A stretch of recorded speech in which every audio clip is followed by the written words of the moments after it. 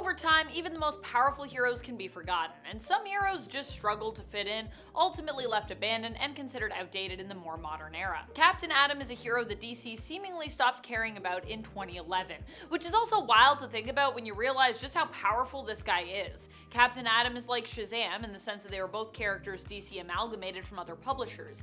Shazam came from Fawcett Comics, whereas Captain Atom came from Charlton Comics, which by the way is the same publisher that Peacemaker also initially hailed from. But while Peacemaker has only become more relevant with time thanks to his amazing HBO Max and DC live action series, Captain Atom has become less and less relevant, sadly. He was considered a powerhouse back in the day, capable of reconstructing matter, self-sustenance, teleportation, and even time manipulation, to name a few of his abilities. But you wouldn't know it to see him lately. He rarely appears now, and when he does, it's normally to get beat up by other folks who he should, in theory, outclass, like Gotham Girl and The Fraction. Are there any heroes who you feel have been disrespected like this? Let me know in the comments, because this always bothers me when stuff like this happens. Captain Atom also served as the inspiration for Watchmen's Dr. Manhattan, but today, Dr. Manhattan, I would say, is more well-known and more relevant than Captain Atom himself now is. Wild. Speaking of someone who is less relevant now than when they first appeared, Maxima was initially a villain in the comics somewhat before she became a hero. She was introduced to us as an alien attracted to Earth kind of by Superman, whom she sought to become her mate, abandoning her betrothed at the time, Ultra. She made her first appearance in the 90s and honestly was a super 90s character. Like, look at this costume. Look at her original New Earth costume. That was what she was, at least to start. In modern day, Maxima is still a queen and is an ally to Superman. She also ends up being in love with a woman and actually gets help from Wonder Woman to keep both her crown and her partner, but even then, that story actually happened back in 2020, so still, it's been a while. And that's with, once again, a Maxima who I feel like has been changed somewhat. This next character, who is someone who has been in and out of the spotlight for a while, swapping out now and then with another character who shares her hero name, is once again out of the spotlight. And I want to know, why can't we have both? When it comes to Huntress, it seems like we can only ever have one of them at a time for some reason. Now, don't get me wrong, I am a big fan of Helena Wayne, of which we now have a version back again in this new Golden Age. But where, oh where, is Helena Bertinelli? I feel like anytime one Helena is in, the other one has to be out. Look at how many Spider-Mans Marvel has. I mean, I think we can handle 2 Huntresses, no? I feel like DC is like, you can't, you'll be confused. I'm like, dude, if I can understand your continuity, I can understand anything. Anything.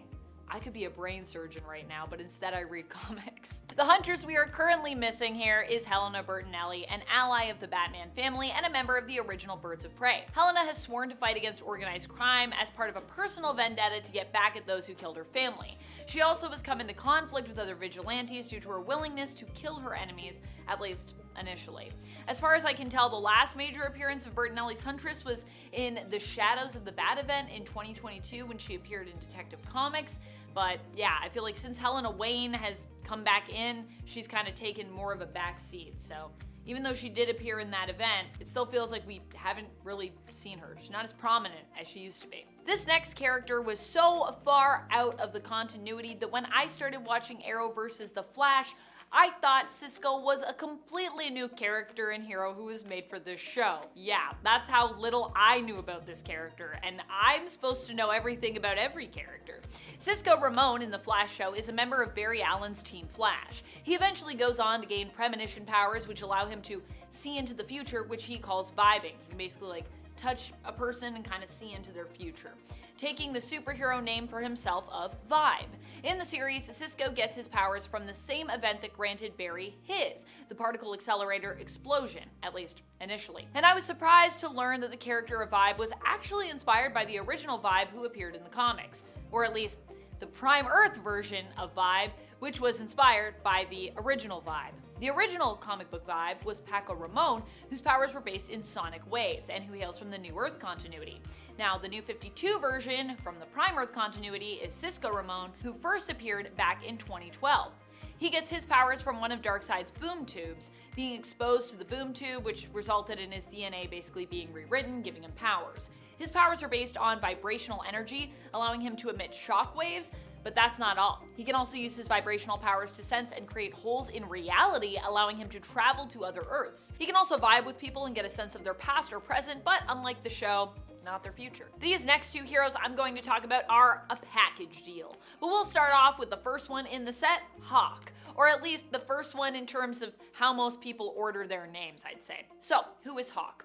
He is one of the many Hank Halls to have existed over at DC Comics. Possibly one of the reasons why he's faded into the background. There's been a few Hank Halls, honestly. DC tends to shy away from characters who they think, like I said, might be too confusing. Huntress. Any Hank Halls, never seemingly considering that the continuity might be the most confusing thing for fans. Me included. Maybe you too. Hank's Hawk was initially paired up with his brother and is known as an avatar of war. There have been many Hawks since then, but they've pretty much all come and gone since they've been introduced, and now we're back to Hank. The last we saw of Hank, I believe, was in Batman the Brave and the Bold, where he appeared in a cameo capacity alongside the current Dove. Alongside Hawk is typically Dove, the avatar of peace. Initially, this was Hank's brother, Dawn. Then following Dawn's death, it became Dawn Granger, who is a girl, Dawn D-A-W-N, who would act as Dove opposite her sister, Holly Granger. Currently, Dawn as Dove works in tandem with Hank, who is Hawk once more. Dove also, I believe, hasn't been seen since her cameo appearance alongside Hank in Batman the Brave and the Bold, and like Hawk, she is also not a prominent hero at DC Comics in the current continuity.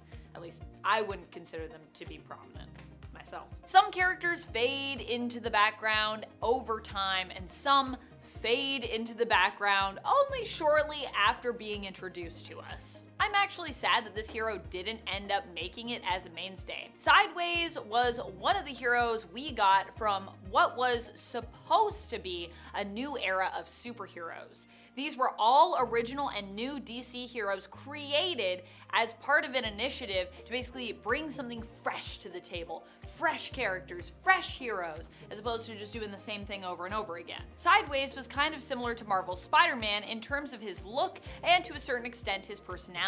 He was a young hero thrown into the world of superheroes, struggling to find his place, a sense of balance, and get a handle on his new teleportation-based powers. Derek James, as Sideways, had the main power of opening up rifts, in some cases interdimensional ones, which he could use to teleport him and others through. While a cool and promising character initially, he got his own self-titled series, but afterwards faded more into the background. His last appearance was more of a cameo and background one in the Dark Crisis event. This next hero hasn't even really got that courtesy though, it seems. For me, Dolphin is one of those characters that I feel like was really cool, and I'm always anticipating her return as a result because I just want to see more of her. But as far as I can tell, we haven't seen her since 2017 in the comics when she appeared in Volume 8 of Aquaman. Now granted, there is a possibility I could be wrong about this, or honestly any other character on the list, and if I am, I'm sorry, do let me know in the comments.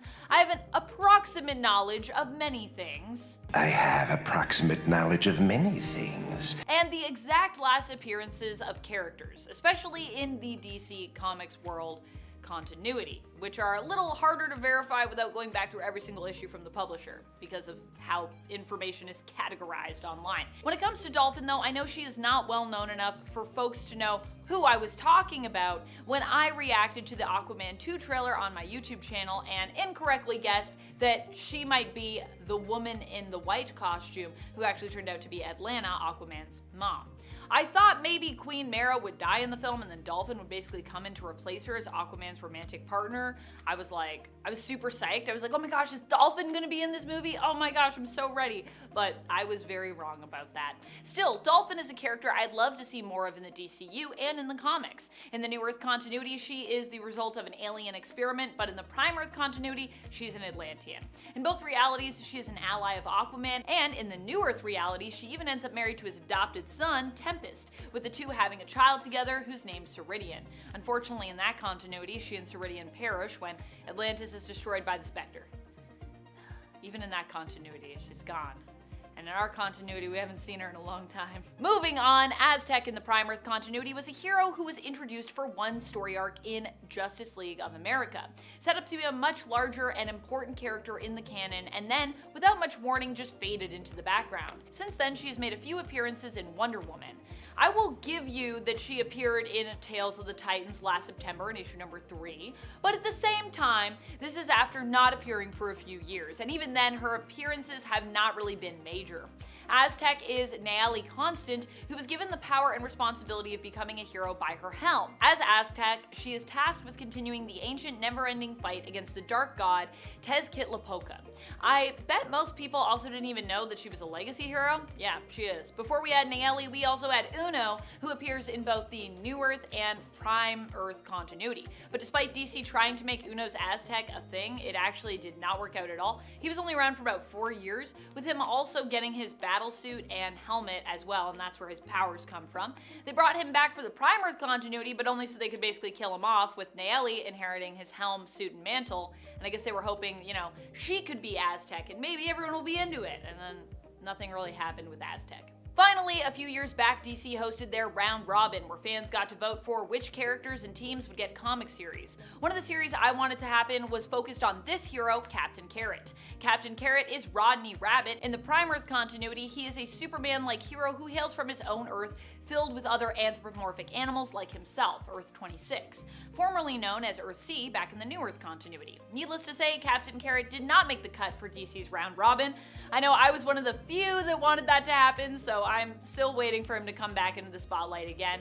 He hasn't really been around in the comics since 2017. First up, we have a pretty cool indigenous hero named Arrak, Red Hand. He is from Earth 1, he's a demigod, and he was trapped in Europe. How did it happen? I'm so glad you asked. Arrak was the only survivor of the Kwatanaka people. He was found by some Vikings when he was in a canoe in the middle of the ocean. The Vikings rescued him, of course, and he was raised among them. When he was found, he was old enough to have already learned some life skills from his old family, but still, he trained with the Vikings and became a really good fighter. He went on a couple of adventures with the Vikings, and then his bad luck struck again, and his entire adopted family perished due to a sea serpent incident. He went on to join the court of the Holy Roman Emperor Charlemagne. He was still able to go on adventures and save people. He returned home to North America, good times all around. He is the son of Hino, who is the thunder god. He has a high number of appearances for being on this list at about 58. His main comic series is Arrak, Son of Thunder from the 80s if you want to check it out. Two professors put their minds together and created a bunch of superpowered androids with the intention that they would destroy the Justice League. But Tomorrow Woman was having none of that, went rogue, and ended up joining the Justice League, so it could not have gone worse for those two scientists. Tomorrow Woman is known as Clara Kendall. Because of her android build, she is incredibly strong and fast and literally cannot get tired, just drained of power. She was also wired to be capable of telepathy and telekinesis and voice imitation. Her creators built the first Tomorrow Woman to see if their idea would work, essentially, so when she gained consciousness and sabotaged their plan, they were honestly just happy she fooled the League into thinking she was a real person. Tomorrow Woman ended up getting resurrected in a different universe where she became that universe's Superman. That's when she got the Clara Kendall name. Eventually, her reality was altered and she became human. She continued to be a hero and reporter. In total, we have about 28 appearances of her. From the Impact universe, we have Jaguar. College student Maria lived in Rio de Janeiro but came to study in the US. It runs in her family that some women have the ability to turn into a human jaguar. Lucky. Maria and her aunt both have this ability. Maria keeps the human shape in the transformations, but she gains claws, fangs, muscles, enhanced senses, and a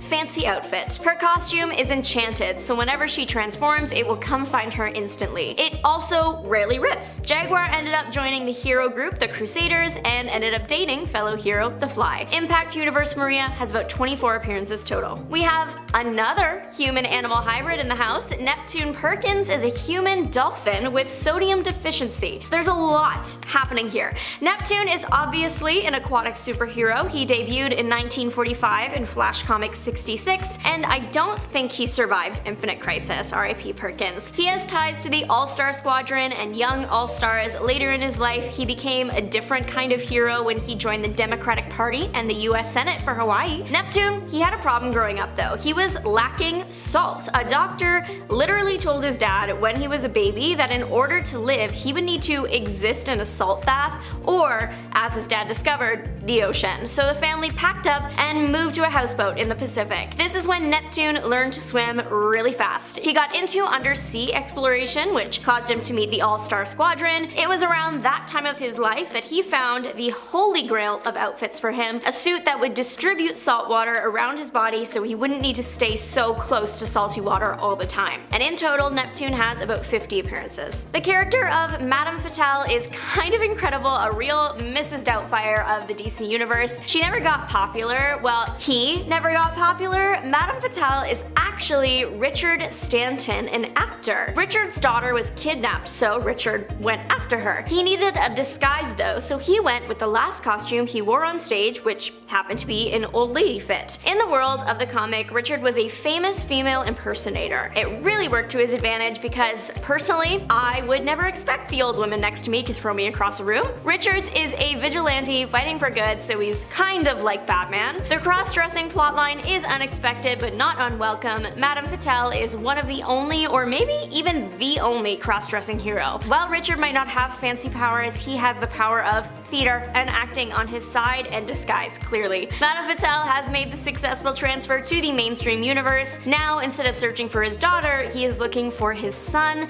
and his grandma Fit got a serious chic upgrade. Across the board, he has about like 22 to 26 appearances. This Ken's job is annoying. His name is Heckler, and his comics were cancelled too soon. Heckler doesn't actually really have any powers. He is strong and fit with a talent for acrobatics, but that's mainly just him as a person. His superpower is that he is really annoying. He will annoy his opponents until they defeat themselves. He was meant to be like the Bugs Bunny of the superhero world. The Heckler debuted in 1992 for the New Earth stuff, but survived the jump to Prime Earth, debuting there in 2022. Still as annoying as ever. The Heckler is a fun read. It features some of the most unhinged villains I've ever seen. It's also a quick read because it was cancelled before it was fully done. They were cancelled at issue 6, which I hate because they had just started getting into the beginning of like the ending of the story, and then you never find out what happens. The Heckler was part of a hero for hire service some lower ranked heroes put together to make some extra cash. Between the two Hecklers, they have about 17 appearances total. Flying Fox worked with the Heckler at their hero for hire service because he too was an obscure hero that did not get much love. Flying Fox is Canadian, love him already. He is Indigenous and grew up in northern Canada. One day, a bad group of people came by to attack him and his people. Flying Fox did pass away, but then his grandfather revived him and taught him a bunch of mystical art skills so that he could avenge his people. He donned a red fox looking outfit with a cape that was capable of making him fly because it had a flying fox painted on it, and off he went to set things right. He ended up in America and assisted the All-Star Squadron, later joined the Young All-Stars. Flying Fox fought using magic and illusions. He was also able to turn invisible. Flying Fox has more appearances than the Heckler, sitting at about 43 now. Owlwoman has teamed up with the likes of Wonder Woman and the Global Guardians, and yet her character never really picked up steam. She is from America and is also Indigenous. Her real name is Winona Littlebird. She was gifted powers that make her owl-like. She has enhanced senses, like an owl, she can see in the dark. She flies using wind currents, it's very graceful. There was a period of her life where she was under the control of Queen Bee. It wasn't fun, it resulted in the destruction of the Global Guardians headquarters. The only very small upside to the situation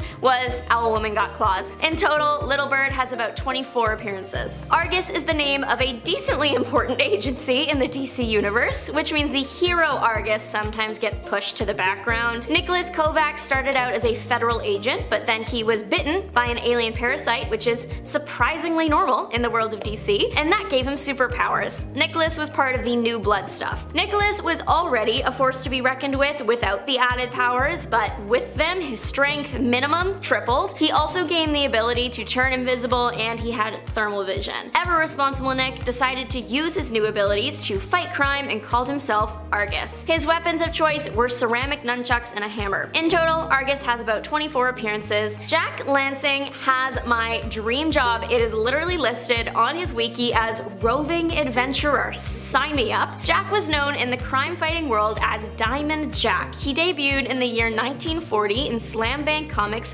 1. Jack met an old magician who gave him the gift of a magic diamond that makes its user physically strong and mentally beyond all ordinary mortals. The old magician told Jack he had to help people with the diamond, and that is how Ordinary Jack became a hero. Remember when it was that simple? The jump from like the beginning of everything to now is so huge. Now it's like, I'm a hero because of this specific traumatic event and I got my powers from a massive cosmic blowout, and it used to just be, well, a magician gave me a special rock and now this Ken's job is hero. Jack and the rock are super powerful. He wears it in a ring for dramatic effect, surely. The diamond can turn bullets to flowers, he turns guns to candy canes, he creates mirages and bright lights. It can also heal major wounds instantly and create weapons or other materials. Usually Jack has to shout some variant of a KZ starting word and then stuff happens. The diamond can also change one thing into another, even people. Overall, Jack seems really powerful with this gem, and I'm kinda surprised he only has 8 appearances. What I think makes Jack really serious is he will off someone. There are no-kill rules here. Number 10 is Atom Smasher. No, I'm not talking about Atom Smasher from Cyberpunk lore. I'm talking about the lesser-known Atom Smasher, as in the atomic particle smasher, aka Robert Julian Rothstein, who was a big deal in the DC world, literally, not figuratively. Picture this, he's a hero who could grow super big, towering over trees, and packing a punch that could knock anybody out. Now, despite his mega size and power, he didn't get the spotlight he deserved in many big storylines. But there was one storyline where he did in fact prove himself. Atom Smasher did something huge, literally and figuratively this time, by kicking a tyrant out of power in Kahndaq. Leading a team of rebel do-gooders, he flexed his muscles, showing bravery and fought for what he thought was right. His powers on display played a big role in taking down the bad guys, and his actions reshaped the DC universe by returning control to the people of Kahndaq. Atom Smasher might not have been in the headlines all the time, but when he stepped up, he changed the game for the better. At number 9 is Saturn Girl. Saturn Girl is a seriously underrated superhero in the DC universe. She's all about telepathy, a superpower that lets her read minds and communicate without even speaking. But despite her awesome abilities, she's often overlooked, just like the rest of her crew, the Legion of Superheroes. The team doesn't always get the credit it deserves, always living in the shadow of bigger superhero groups like the Justice League or Justice Society of America. But here's the kicker, Saturn Girl once saved the entire timeline.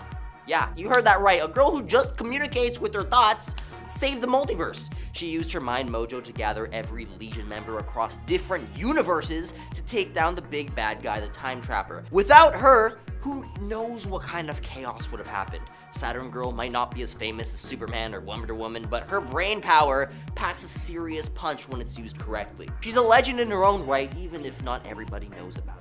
If you're enjoying this video so far, please support Top 10 Nerd by pressing like, subscribing to the channel, and ringing that notification bell. It helps the video get pushed out to more people, and I would really appreciate it, so do that. Thank you very much. Moving on to number 8, we have Mr. Terrific. Michael Holt, also known as Mr. Terrific, doesn't just juggle lasers like they're nothing. I mean, this guy's got brains and brawn. He's all about saving the day and helping people out, but he doesn't get the credit he deserves. This dude's a top-notch genius and can do some seriously amazing things with his smarts. I'm talking about being the big shot in the Justice Society of America and being labeled as the smartest member ever. Mr. Terrific isn't just book smart though, he's a wizard with tech too. He pulled off some mind-blowing stuff against Brother Eye and saved Selena Kyle's life by putting her heart right where it belonged. Bottom line, Mr. Terrific doesn't always get the spotlight often, but when he does, it's because he's using that epic brain of his to pull off some seriously epic moves. At number 7, The Question.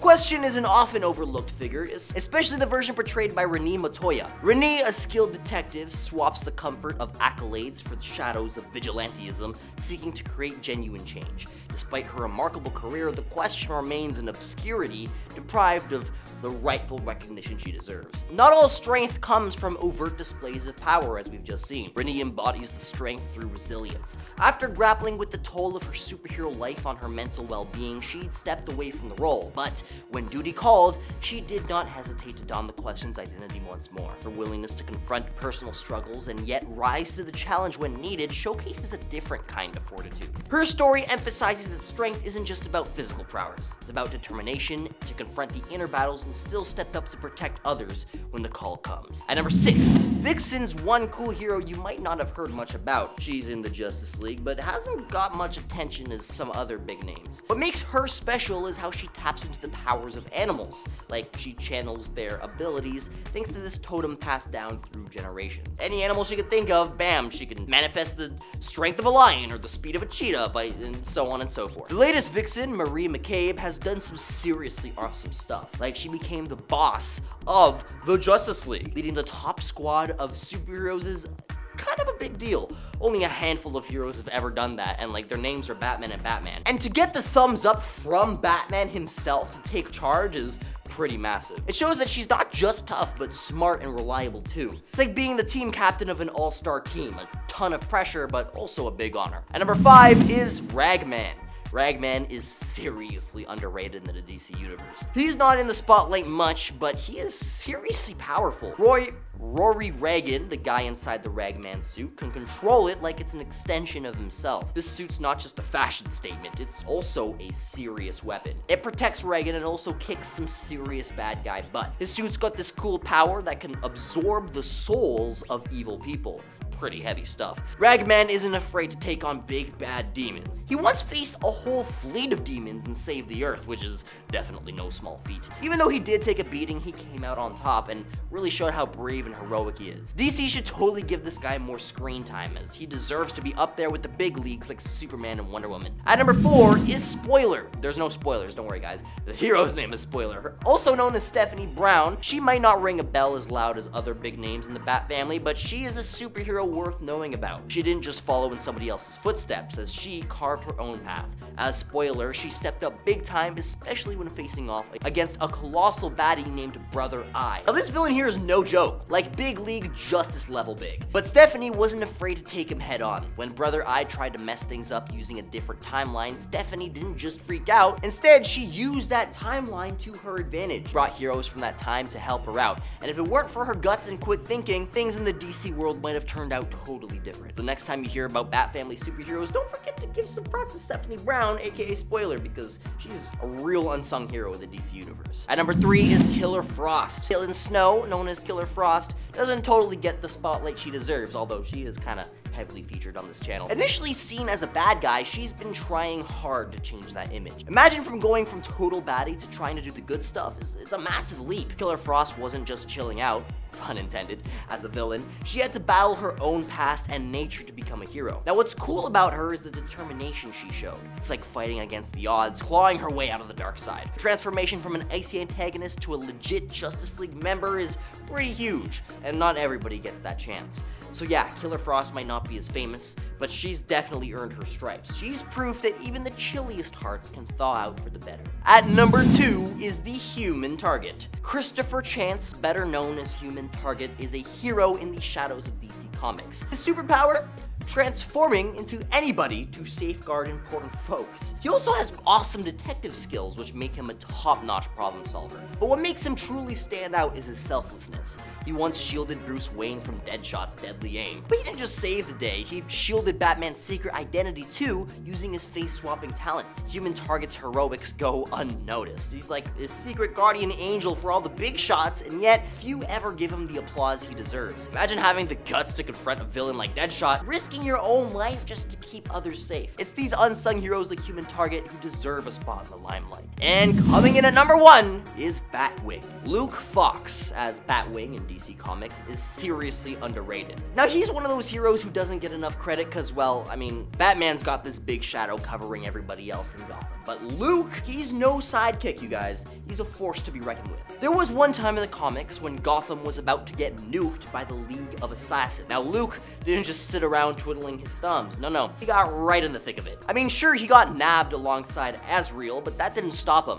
After busting out, he used his smarts to defuse the bomb that would have wiped out all of Gotham. It's definitely top tier hero stuff. It's a shame, really, that more folks don't really give Batwing the credit he deserves, given that, he's hardly the most unique Bat character in all of DC. Yet, he is super awesome. He's not just another guy in a cool bat suit. He's got the brains, the guts, and the will to save the day when it counts the most. At number 10, it's kind of obvious, Aquaman. One might overlook the depths of appreciation for Aquaman within the Justice League. Sure, his capability to communicate with marine life might seem pretty niche, but let's reel in the bigger picture. The oceans cover about 70% of our planet, harboring uncharted territories and mysteries. Aquaman isn't just some guy who talks to fish. He's the bridge between those two worlds, a literal middle ground between humanity and the mysterious deep. His trident isn't just a fancy fork, you guys. It controls tides, wields immense power, and symbolizes authority. I mean, just think about it. The Justice League isn't just about battling supervillains, it's also about safeguarding Earth's entire spectrum, both above and below the waves. So perhaps it's finally time we give Aquaman the recognition he deserves for his role as an unsung guardian of not just our cities, but also our oceans. If you're enjoying the video so far, you can support the channel by pressing like, subscribing to Top 10 Nerd, and ringing that notification bell. I really appreciate it. At number 9, Dr. Light. Dr. Light,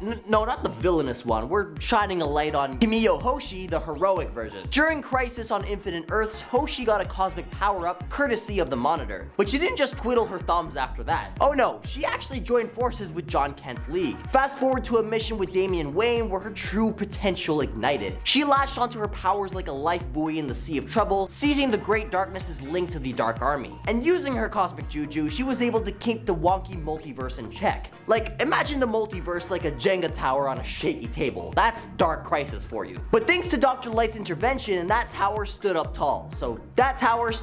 At number 8 is Martian Manhunter. When it comes to the Justice League, we often find ourselves focusing on the big names like the iconic Batman, Superman, and Wonder Woman, but let's not forget about the underrated gem in the lineup, Mr. Martian Manhunter. John Johns, as he's known on his Mars block, boasts an impressive record. He's been a steadfast member since the League's inception, a fact that might even surprise the most dedicated fans of the superhero world. While he took a brief hiatus to deal with his own rogues gallery in Metropolis, Martian Manhunter proved his mettle when the chips were down. The Dark Army threat called him back into action alongside his super buddies, and there he stood, resolute and ready. In an ultimate showdown, he, like other heroes, met his quote-unquote demise, only to triumph through the chaos, showing us that his place was never in question. John Johns, the shape-shifting, telepathic powerhouse, truly deserves a spotlight among Earth's mightiest heroes. At number 7 is John Constantine. Enter John Constantine, the unassuming yet pivotal member of the Justice League. Nestled within the DC universe, his mastery over the arcane and his sharp wit are his greatest assets. Constantine's recent exploits with the Justice League Dark demonstrates his prowess in thwarting even the most menacing of adversaries. His instrumental role in quelling Merlin's Earth-threatening havoc showcased his resourcefulness. But it's not just about the supernatural. When the cataclysmic onslaught by Pyrrha on the multiverse unraveled, Constantine's significance truly shone. United with the League's unconventional champions, he orchestrated a daring expedition into the Starheart. This voyage unearthed the elusive ties between Pyrrha and the looming Great Darkness, unraveling a truth vital to preserving the cosmos. So without Constantine's calculated audacity, the unraveling of this intricate tapestry might have remained an unrealized endeavor.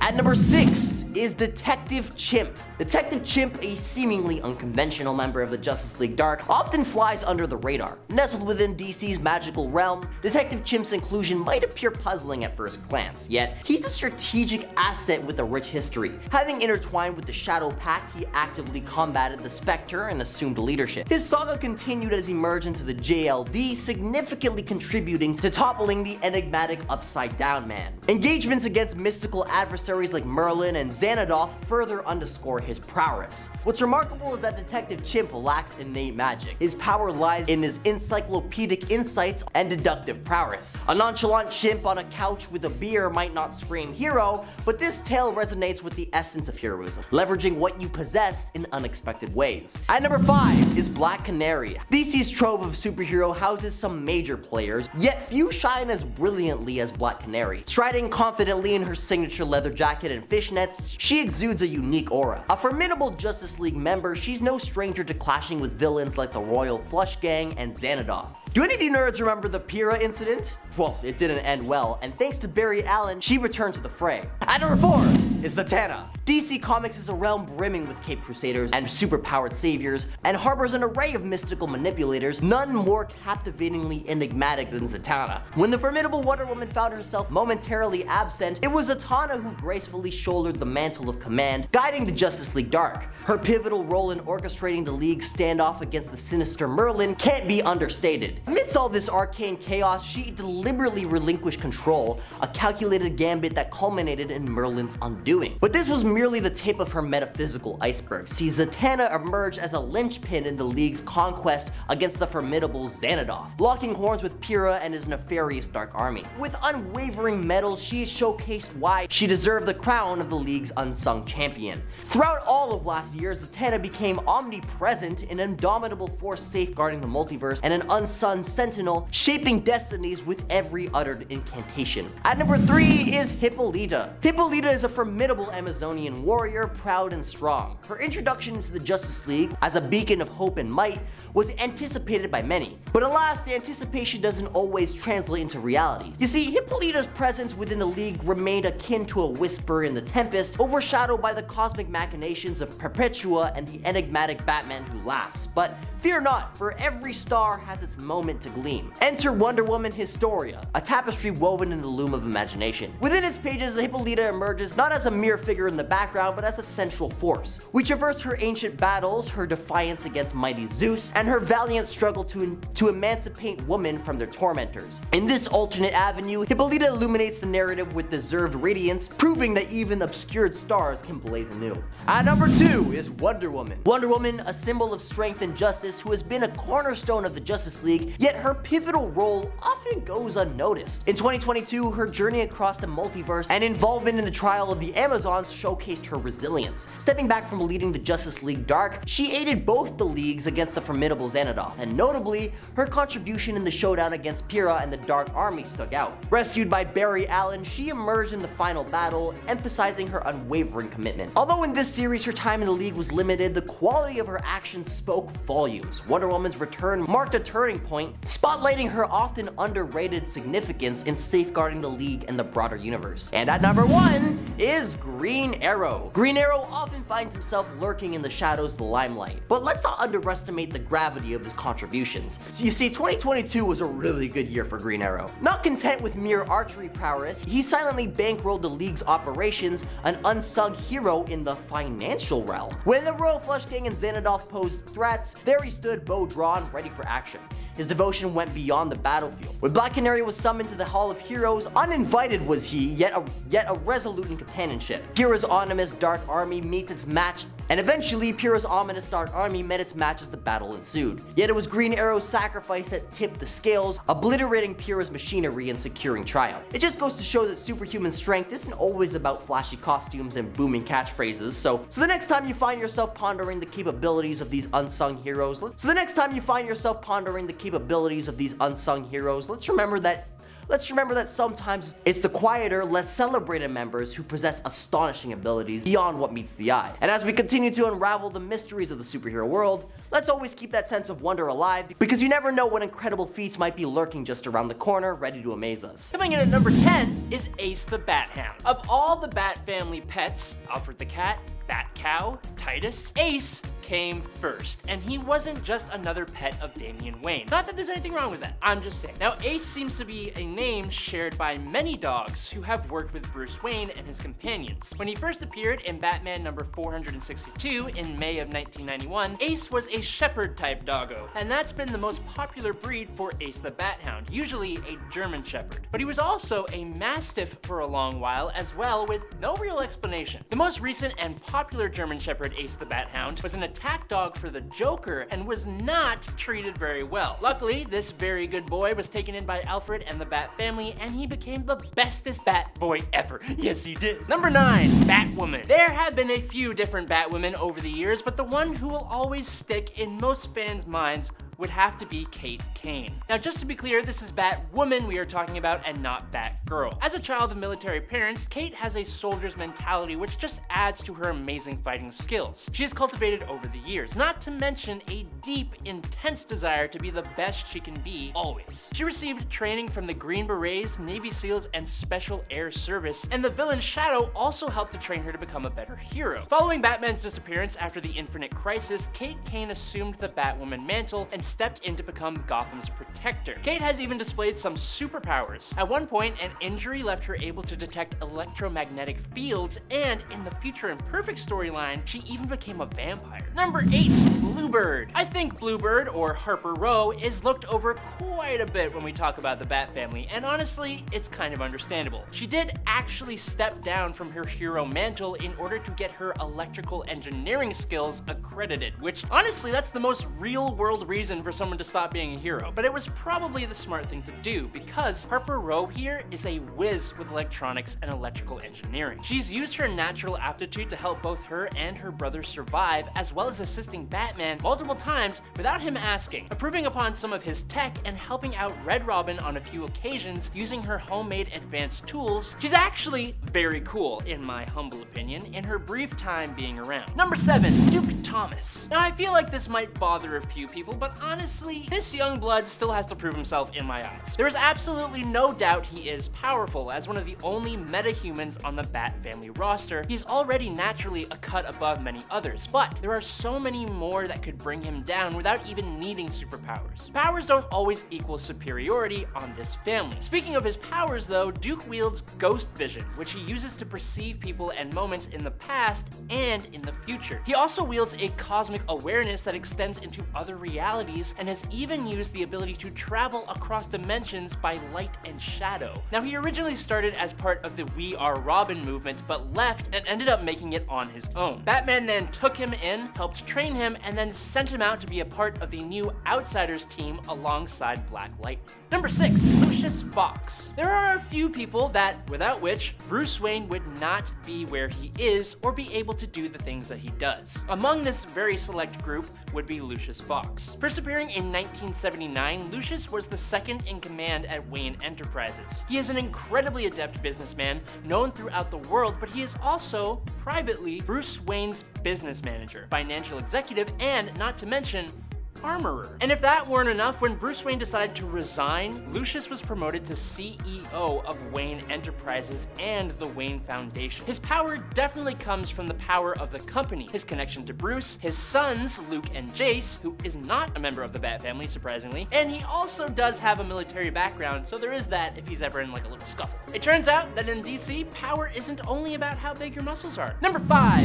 Batwing. Luke Fox is not the first Batwing, but for a lot of us, he is definitely the coolest one. Being the son of Lucius Fox, Luke is a tech genius, graduating a year early with 2 degrees from MIT. His tech prowess really aids him as he has an incredibly advanced suit of armor that does a lot. For example, the suit has a full faceplate, retractable cape, and an interior skin that monitors vital signs and enacts first aid, like hardening around broken bones to hold the bone in place and administering painkillers. It gives Luke a form of invisibility, detective vision, holograms, it can access the GCPD computers, features gyroscopic assist, a terrain map, shock charges, a kinetic patch, anti-personnel plates, and just so much more. This is on top of Luke's training as an MMA fighter before his Batman training. Unfortunately, he just hasn't received a chance to shine in the spotlight yet and primarily works as a supporting character in most Bat family storylines. Number 4, Stephanie Brown. I feel like there are a lot of mixed feelings on Stephanie Brown out there. She has had an interesting history as a member of the Bat family. Originally, Stephanie fought against her father, the villain Cluemaster, under the vigilante name Spoiler. She would usually fight alongside Tim Drake Robin, and they had a bit of a relationship going on the side. Now, Batman eventually trained her up some, and when Tim was forced to step down, thanks to his own father, Stephanie even took up the title of Robin. But this was pretty short-lived, as she actually did not make a very good Robin, constantly disobeying orders and pursuing criminals on her own, which eventually led to her downfall. fall. She ended up in the hospital and it was really questionable if she would even pull through. Luckily though, she did survive and even went on to succeed Cassandra Cain, becoming the third Batgirl. Now, the two of them, Cassandra and Stephanie, are the duo known as the Batgirls. Number 3, Huntress. Like a lot of the Bat family superheroes that we have already talked about, there have been a few versions of Huntress. The original was Helena Wayne, the daughter of both Bruce Wayne and Selina Kyle, and that character was loved. Unfortunately though, that character belongs to what is known as Earth 2, which is essentially the world of the original DC heroes, but she has not remained the Prime Earth's Huntress. Instead, we now have Helena Bartonelli. Well, sort of. We also have a Helena Wayne, but she's from an alternate future of Prime Earth. Are you confused? Because so am I. Let's just talk about Bartonelli. The only surviving member of the Bartonelli crime family, Helena has dedicated her life to a vendetta on crime after her family was wiped out by being a part of said crime. She was actually incredibly ruthless, very much willing to take the lives of criminals, which brought her and Batman to odds on a few occasions. But with that famous determination, Batman was eventually able to sway her way of thinking just a tiny bit. She was also done really well in the Birds of Prey movie, so definitely check that out if you haven't already. Number 2, Azrael. Another hero title with multiple bearers. This time though, it's a little different. The title of Azrael belongs to the chosen warrior of the Sacred Order of St. Dumas, cloned and enhanced, subconsciously trained and conditioned, and raised to be a perfect soldier. The most famous, and the one I'm going to talk about today, is John Paul Valley. Once he became Azrael, Valley had encountered both Bruce and Alfred in Switzerland, saving them and actually abandoning his own order for Bruce Wayne's moral values, and he went back to Gotham with both of them. He impressed Bruce Wayne so much within his time that when Bruce eventually had his back broken by Bane, it was Valley who Bruce chose to continue the Batman name. Fortunately, this didn't go too well, as he lost his grip on reality and fell from grace. But he is an incredibly cool and capable character who has arguably gotten much better on the more recent Prime Earth. Number 1, Ghostmaker. Minkoa Khan, Ghostmaker, is essentially Bruce Wayne's rival from his formative years into becoming Batman. Kind of like how in Pokemon games you always have a rival who you hate but kind of respect because they always challenge you and help you improve. Ghostmaker trained with a large number of the same mentors that taught Bruce Wayne, and it's arguable that Ghostmaker is actually equal to Batman. The difference between the two is mainly in ideologies. For starters, Ghostmaker is kind of a psychopath. Bruce Wayne is not exactly psychologically sound, but he has a strong moral code, whereas Ghostmaker fights crime as if it's a kind of sport, and he has absolutely zero qualms with taking someone permanently out of the picture. Operating mostly in Southeast Asia, he constantly tried to get Bruce to see things from his point of view, which eventually led the two to agree to just stay out of each other's way. This guy is very much rated, but for most fans of Batman, learning about Ghostmaker will come as a surprise. Number 10, Liar Liar. Emma Duropoulos. Okay, this chick is badass right off the hop. She first appeared in Wonder Woman 759. She's the long-lost daughter of Maxwell Lord, and growing up, Emma's mother Susan kept the fact that her father was still alive from her. Now, she did find out eventually, but her mother insisted that he died of cancer, never even telling Emma his real name. And on top of that, Emma was growing into her powers, and her mother also ignored those. She didn't believe that she had powers until one day Emma showed her an up-close look at them. She made her mother collide with an oncoming truck, and sadly Emma was the only survivor. Next step was to break her father out of jail and earn his trust by, of course, helping him take down Wonder Woman. Emma used her psychic wave manipulation powers and combined them with Maxwell Lord's previous passion project, a weapon called Odysseus. So now Emma can cause any user to hallucinate. Her dad even makes fun of her for this, calling her a child, some sort of millennial superhero joke, I guess, I don't know. I mean, she almost blasted off a nuke in Arizona, so you better watch your mouth, Maxwell. Number 9, Sinmar Utopica. First appearing in Superman issue 25 just last year in Mythological Part 1, the Sinmar are an alien species who witnessed the destruction of Krypton. In fact, they saw young Kal-El zipping through space, and they discussed the possibility of intercepting. They're like, who is this kid? Where is he heading? Earth? What's on Earth? There's nothing there. Yeah, apparently we're too primitive to be part of their defense registrar, which is neat. I didn't know this was a roast. Awesome. So cut 2 years later, Clark has grown up. Now the Sinmar, still watching from the cosmic bushes, they decide, you know what, they need to elect their own leader to go toe-to-toe with Superman if need be. Enter Eisno Alcor, a soldier for the Sinmar. He showed promise, so they chose him to be their weapon against the Kryptonian. That was their original intention for the young soldier. But Superman was deemed a hero on Earth, so the Sinmar thought, maybe we should just chill out out. He's clearly doing a good job. We'll keep an eye on him though still, but for sure he's not a threat. So they decided, let's just send Eisno out to do other stuff regardless. Deal, sounds good. Eventually Eisno got back from a mission and there was this big celebration, a big party, but he finally asked his superior why he's the only hero on his home world. And President Dreddy finally explained that he was initially picked to fight Superman, but he turned out to be a protector, so we just used him instead for other missions in the galaxy. So Eisno is feeling confused. He's like, Superman, who is this guy? What? So he leaves the party, he's deep in thought, then all of a sudden, while he's busy being sad in the cornfield, all of his friends and crew are attacked back at the party. So he gets back, everybody's toast, and there's pics of Superman all around. So now he has a reason to attack Superman. You gotta love those super misunderstandings. Always a good one. Before we continue on with this list, you know the drill. If you want to go ahead and hit that like button, it helps us out quite a bit here at the studio, and then in turn, we can bring some nerdy news back into your eyes and soul. So hit that like button, and then we can bring you some good stuff. Thank you so much. Let's get back to the list. Number 8, Punchline. Alexis Kay entered DC Comics only a year ago, right after Harley Quinn finally left the Joker. In Harley's animated series, we see them part ways in the first episode. Birds of Prey as well, we get to focus on Harley's life post-Joker. It's been a long time coming, and fans are here for it. That's great, but now we also have an opening for Joker's sidekick. Okay, enter Alexis Kay. She made her comic debut in Batman Volume 3, issue 89. Originally a student at Snyder College, Alexa met the Joker for the first time on a field trip to a TV studio. It was pretty intense. Alexis was forced by the Joker to read a message to the citizens of Gotham. I mean, luckily Batman came in to save the day, but as far as field trips go, that's a lot of trauma to take home.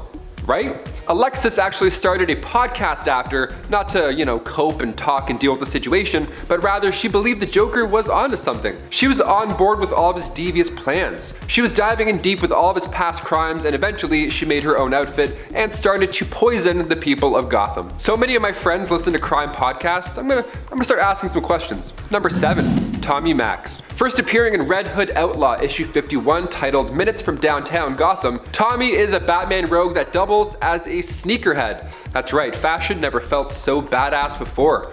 Thomas Measle makes his fortune selling shoe lines based off popular DC villains. His Poison Ivy line was just dazzling the ladies, of course. And no, he didn't make Killer Crocs either.